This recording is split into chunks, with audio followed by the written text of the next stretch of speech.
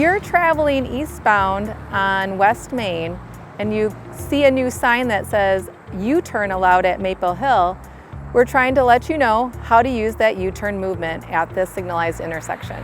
So you can see there's pavement markings that say you can make a U-turn and a left turn. And at the signal here, you're allowed to make a U-turn movement. Now we would recommend making a left turn movement to access any of the development to the north. But during the protected phase, when you get the green arrow, you could also make a U-turn. But you will need to yield to the right turn movement. So I see that there is a person turning right over there, and I would not want to go at the same time and make my U-turn when they're there. So now I can make my U-turn,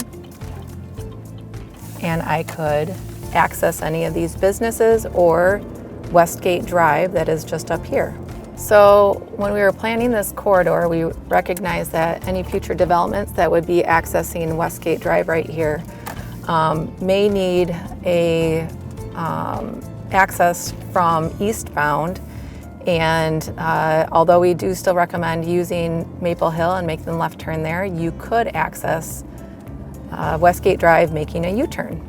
There is not enough room between Westgate Drive and 131 interchange for drivers to make a safe left turn. If you're in that left turn lane, you can still make a left turn movement into the gas station or the auto dealerships, so those are still accessible from the left turn lane. You'll want to be patient at the intersection because you're going to have to wait for any of the right turners coming from Maple Hill to make that safe movement to make a U-turn.